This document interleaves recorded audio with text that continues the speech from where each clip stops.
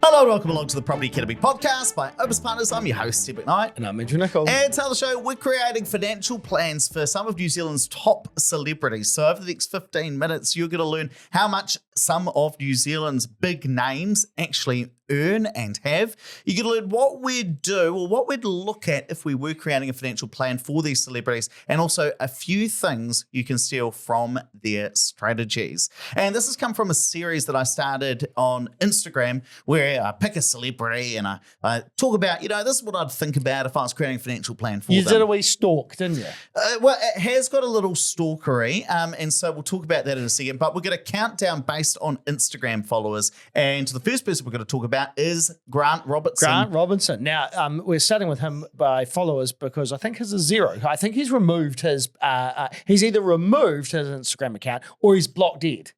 Possibly both. But this is the former finance minister. What's he up to now? So now he's the vice chancellor at the University of Otago, and it's a big job and paying huge money. So his income now is $629,000 a year.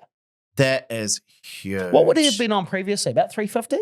Something around there. The deputy prime minister, is like high 2s, low 300. So he's doubled his income. Yeah, it's a good income. It's a really, really, really good income. And after paying for his accommodation and tax, I think he's down to $318,000 a year. He gets to stay, and I believe he pays rent at the University Lodge in Dunedin as well, which is this massive old property, which is pretty cool. So he lives there. Yeah, he lives at the University Lodge. He pays rent for that, though. So how does that work? Do you get a room in there? No. I believe that he rents the whole place. The whole lodge? Well, yeah, but he pays rent for it. It's like if you go and rent a place, Andrew, you get the whole place. No. Wow, you pay the rent and you get the whole house. Yes, that's part of the deal, Andrew. Not always, you jerk. And on top of that, he actually gives $49,000 a year to help the scholarship program at the University of Otago. So really cool to see that he's giving back as well. Couldn't give 50. So let's say that you're creating a financial plan for Grant Robertson. Where are you starting? What are you thinking about? Well, I think the biggest thing is he's 53, right? So he's 12 years away from retirement. So he probably needs to really start thinking about that. I'm sure he probably has, but I'd start thinking about that, and I'd be putting aside as much money as possible so that you've got cash for later on, because that is a really significant income, and he I'm sure doesn't need to be spending all that. So let's just do let's steer away from property, because Grant Robertson, not a fan of property. No, not a fan of property at all. So let's say he can carve out $200,000 of his disposable income every year, and he can put that away for 12 years, and let's say he gets a return of 6% a year. Now, if he builds that up over the next 12 years, he's going to end up with almost $4 million, $3.8 million over that 12-year period. It's pretty significant, right? And that'd probably get something like a passive income of $140,000 a year. And on top of that, he'd also be getting the New Zealand superannuation as well. And look, we obviously don't know how much he's got squirreled away, probably quite a lot. But given that he's just got onto that big income, if we're sitting down with him, that'd probably be the starting point that you'd say, sweet, 12 years away from retirement, let's get yourself sorted. Maybe you even want to retire a little bit earlier than that. Let's create a plan around investing. And I know that this might all sound a little bit creepy. And in fact, when I did one about the next person we're going to talk about, Shaun Johnson, who is a rugby league star for the Warriors. Some people are like, I absolutely love this. This is really interesting. Thank you for talking or using celebrities just as a model to talk about creating a financial plan. Because the truth of the matter is most New Zealanders don't have a plan around their money and how they're going to grow it for retirement. And so I can't pick a Jim, Dick or Harry off the street and say, hello, I'm going to create a financial plan for you and put it on Instagram. But because a lot of these figures are public, we can do it for celebrities. I think in one of them, maybe I did got a little bit too stalkery with old Shaun Johnson. But we'll talk about this. Okay. But we're not doing this to be starky as well about celebrities, just using it as a model so you guys can learn about, well, maybe you're in a similar life stage to some of these guys in terms of age, so you can learn a few things. I think the main thing there is the numbers probably aren't going to be the same for you listening at home. It's very unlikely that you're on $600,000 something a year, but the principles might be the same. If you're 12 years away from retirement and you're not into property, you need to start diverting some of that money into managed funds. And so let's talk about the next one on the list, Shaun Johnson with 383,000 followers. And he is doing really, really well.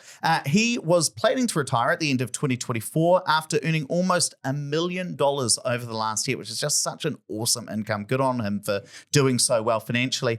And he's invested in a lot of property. I think I tallied up about 7 properties around the country, most of them between North Auckland and up to Mangawhai, which is like just over the Auckland border into Northland. So good on him for investing in property. I saw a New Zealand Herald article as well that he and his lovely wife, who is an ex-Silver Fern, have bought this awesome property holiday home up in Mangawhai, which they rent out on Airbnb for about $1,200 a night. And one of the things that I pointed out on Instagram is quite a lot of his property holdings are in a very, very small part of the country. So it's quite exposed to the North Shore property market and kind of North Auckland, which is relatively concentrated to have, I think I tallied up something like $7 to $8 million worth of property assets. Now, that is awesome that you've invested in. In fact, I think I've got a clip of him responding to this in a second. But if I was sitting down with him, I'd be like, okay, how do we diversify some of those property holdings around the country? Because we know that each different region tends to go up in value at different times. So if Auckland goes through a period where property prices are flat for a long time, that means that your wealth is staying stagnant. So I'd just be thinking about diversifying there. Now, this is the one that you actually got a video response from, right? And I was actually so nervous when somebody sent me this, because all my friends from high school started sending it because they obviously follow and they sent it to me like, Ed, your big mention on here. I was like, oh no, is he angry at me for talking about his money life? I was like, oh, it might have come across as really badly. Here's what happened. This was This popped up on my Instagram. It's actually about one Shaun Johnson and talking about his finances, where a guy breaks down your finances. I'm all ears, brother. I'm all ears. And gives you advice. Now, I want to know 2 things. A, had you seen it? And B, what you think of it. So let's have a quick listen now and see what he has to say. Create a financial plan for Warrior star Shaun Johnson. Now, he, unfortunately, is retiring at the end of 2024. I'm also looking for a job. According to the public records, he's got 5 properties with about $7 million in total, including 2 investments, and this sweet holiday home in Mangawhai that rents for like $1,200 a night. Worth every dollar, I'll say that. Of the $7 million in property, about $5 million is in lifestyle assets, so your own home and holiday home. I'd love to see some more investments in here to grow your wealth over the long term, and I'd probably be looking outside of Auckland and Northland because you've already got a lot of properties there. That's a flex, though. That's a flex. I only do Auckland. Shaun, like here's the thing that struck me. I would feel embarrassed if someone knew all my finances. I guess I'm probably a little bit more immune to it, which I don't know is necessarily a good thing. It's just the way I've grown up, probably, obviously being in the public eye and just having everything out on show. Well, not everything, but most things. I got sent this by so many people that didn't sit comfortable with, and it is still a little bit somewhat uncomfortable, but everything that he said there, or the information he has gained, is actually public knowledge. So he hasn't done anything wrong here. I might actually go see this guy because he does raise some valid points. And I'm always open to making money. So maybe we can do something where he puts his money where his mouth is about what I should do. And let's see the return I can get, eh? I was just so pleased about how nice he was about it, actually. I mean, I think he could have justifiably really ripped me to shreds and I wouldn't have blamed him for it. So I thought that was really nice. So good on him. Now, let's come to number 3, Sonny Bill Williams. Yeah, a massive 1.3 million followers on Instagram. That is huge. Big following. And look, he's 39 years old, grew up in a working class family in a state house in Mount Albert in Auckland. So this is a true Kiwi success story. And in 2019, the New Zealand Herald actually reported that he was set to become the first 30 $30 million man in rugby league and the rugby union. So his earnings include the NRL and rugby earnings of $24 million, boxing earnings, Adidas earnings, and another couple of $1 million of endorsement earnings. Like massive, massive money. So good on Sonny Bill Williams for taking what obviously was a very, very basic lifestyle or basic upbringing and turning it into a significant income. And he's actually just become Pro-Vice Chancellor of a university over in Malaysia as well. Now, there's not a lot about his money online. So if you were sitting down with him, where would you start? Well, I've worked with quite a few either professional rugby players or sportsmen. And one of the major things with people who are in a job where you get a high level of earnings for a short or a set period of time, you've got to really consider the fact that that might stop at any stage. So I think one of the major things is, what if I get injured and I can no longer earn at this level? Or what do I do when I stop earning at this level? And so one of the big things that I always challenge those type of investors is firstly to learn to live on a comfortable lifestyle and set aside all the rest of your money or invest all the rest of your money, because what you don't want to have happen is you get into the habit of earning, let's say $30 million. Let's just say $1 million a year and spending $1 million a year. At some stage in your life, you're going to earn a regular income. And that might be greater than a normal income because you've got some celebrity about you. It might be $100,000 a year. But $100,000 is a big drop from $1 million a year, 900,000 in fact. So you've got to think about the fact, okay, if I learn to live on $100,000 a year and I invest my 900,000 minus my deductions like tax and ACC and all the rest of it, what sort of future can I create? And then rather than span out your investing over a 20 or 30 or a 40-year period, really concentrate that the first 10 years or whatever it is that you're going to be being an athlete, and invest that money heavily, maybe keep buying investment properties, but putting aside more money in managed funds, have a real combination, and probably an end game with what you're going to do after your rugby career. And I think that's great advice, especially for younger athletes, because the truth of the matter is Sonny Bill Williams was really, I want to use the word, I almost don't want to use the word lucky because he obviously worked very hard, but in terms of having a long career, right? And unfortunately for some young players, what ends up happening is you get into the All Blacks squad and then you get injured and then you're not able to continue on and have that long career. And so making the most of it, making hay while the sun shines and investing it is very, very important. And then I also want to talk about Dame Jacinda Ardern with 1.5 million followers. Now, she's done really well since she left politics and has hit the global speaking tour, reportedly earning 6 figures per speech in some cases. And so we're not going to talk too much about investing because she's just making good coin to be able to invest some of that. One of the things I've been thinking about is probably the insurance side, because I don't know how much Clark Gayford, her husband, earns, but she's probably out earning him based on the fact that she's able to earn that much money. And obviously she's got a really young daughter, Neve, as well. And so what I've been thinking about is if something really, really bad happened, would they still be able to carry on? And so if I was talking to Dame Jacinda, I'd want to have a conversation specifically about life insurance and would her family still, or how do we make sure that her family is still able to continue and is still set up if the worst happened, because she is making that big, great income at the moment. We want to make sure the family's secured if the unfortunate happens.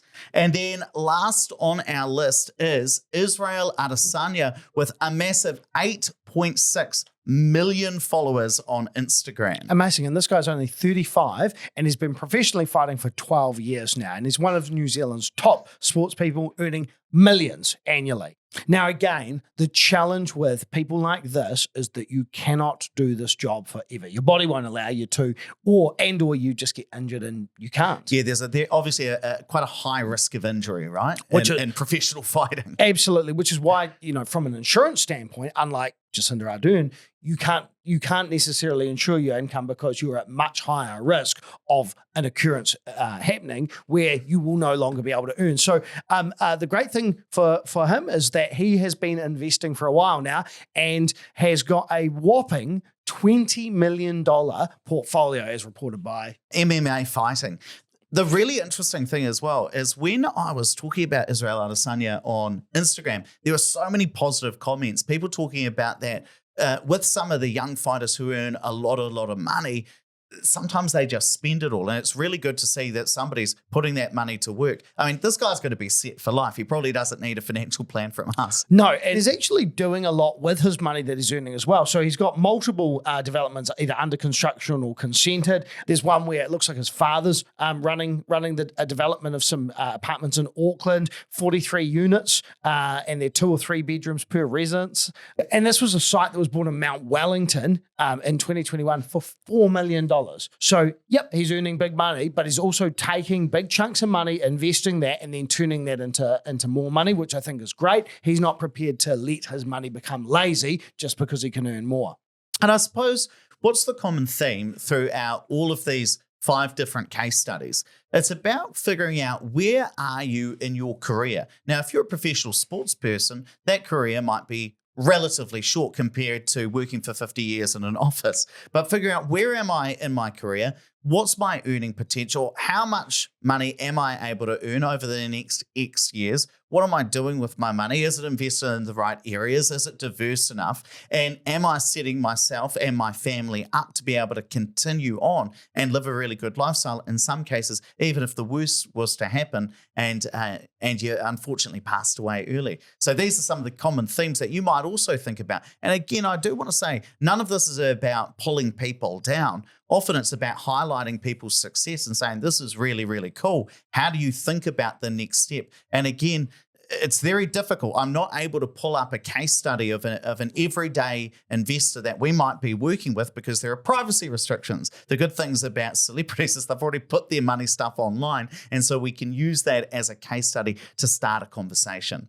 Right, let's wrap it up there, but please don't forget to rate, review, and subscribe to the podcast. Really does help us get the message out to more people. If you're listening on Apple Podcasts and Spotify and you want to see some of the visuals we're sharing on YouTube, just Google Opus Partners YouTube. It'll be the first thing that comes up. If you're watching on YouTube, make sure you hit subscribe. We release new videos on here every Monday and Wednesday.